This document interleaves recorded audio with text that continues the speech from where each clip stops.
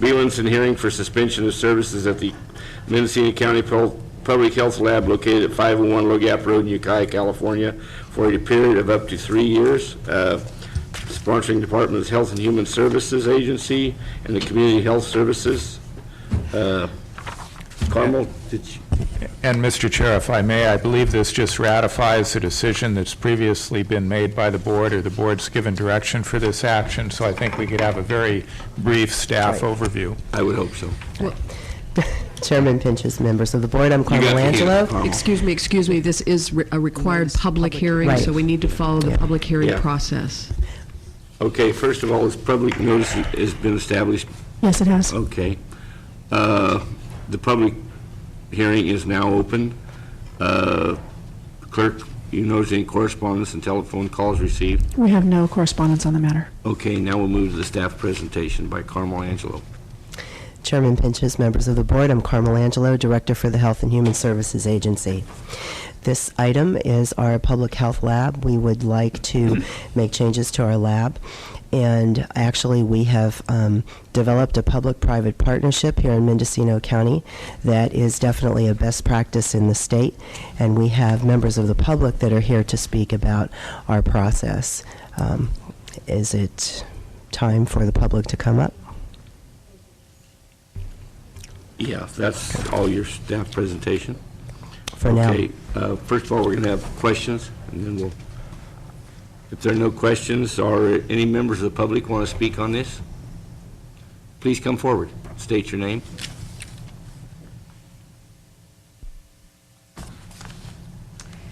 I'm Jerry Cheney, Vice President Patient Care, Ukiah Valley Medical Center, and when approached by staff from Health and Human Services related to the crisis with Public Health Lab, we were honored to be of assistance and will continue to assure quality services, what we provide locally, and refer appropriately as directed to Sonoma Public Health Lab or other public health labs as directed by Public Health. So happy to be a part of this public partnership.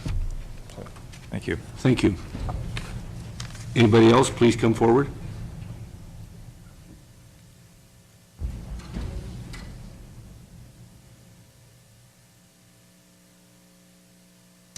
Hi, my name is Meryl Morris. I'm a registered voter in the 3rd Supervisorial District and a public health microbiologist. I was employed by this county from 1990 until July of 2006 when I officially retired from county service.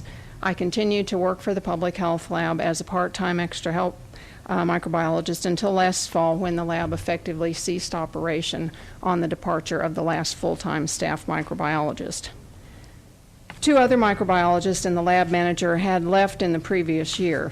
Their decisions to leave were not entirely due to, but certainly encouraged by the proposals over the last 1.5 to 2 years to close the lab, tabling the proposal, and then rumors again surfacing last spring that the lab was in danger.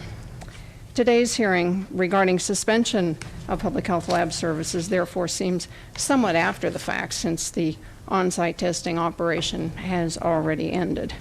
Be that as it may, that's what the hearing is about today, I guess, just to ratify a decision that's effectively been made. The lab is not dead, but it's on life support. This is somewhat sad, since it would be the celebration of the 30th year anniversary of the laboratory this year. In the spring of 1979, Jack Voss, the founding lab director, opened the doors after almost 2 years of planning, designing, and building. Those who were here then say Jack even helped with the construction itself. He was quite a guy. He was a very good microbiologist, an enthusiastic advocate for public health and the lab, very outgoing, unusual in a lab scientist. Jack built the lab from a one-man operation. The first year, he poured the agar plates for culture, washed the dishes, performed the test, sent out the reports, the whole show. He later was able to get some assistance, grew the lab to, over the next 10 years, to an average staff of 6, which was himself, microbiologists, and lab assistants. Testing included TB cultures, water quality tests for restaurants and private wells, STD testing, confirming Salmonella and Shigella outbreaks for the local hospitals, food investigations.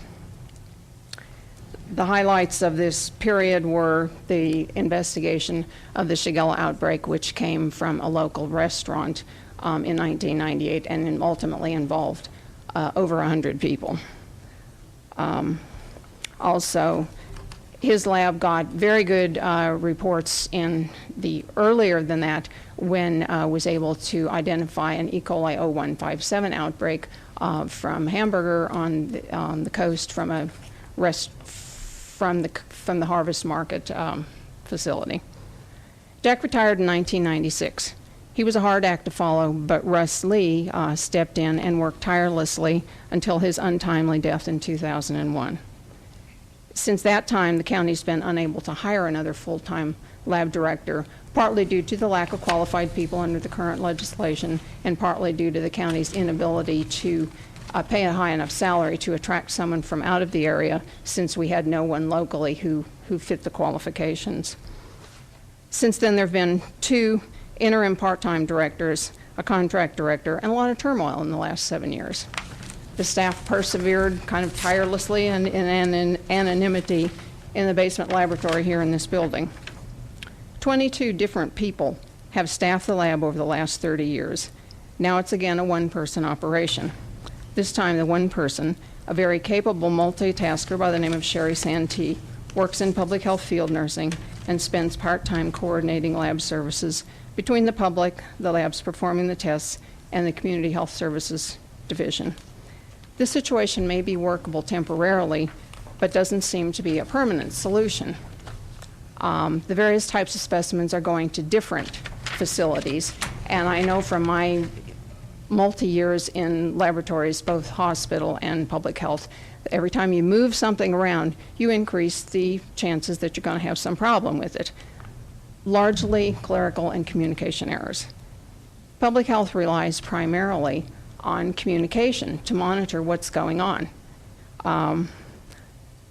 It seems as if this current setup can make the job harder than it needs to be for the communicable disease nurse and her staff. I know it's a time for hard choices now. What can the county do with the limited funds it has available?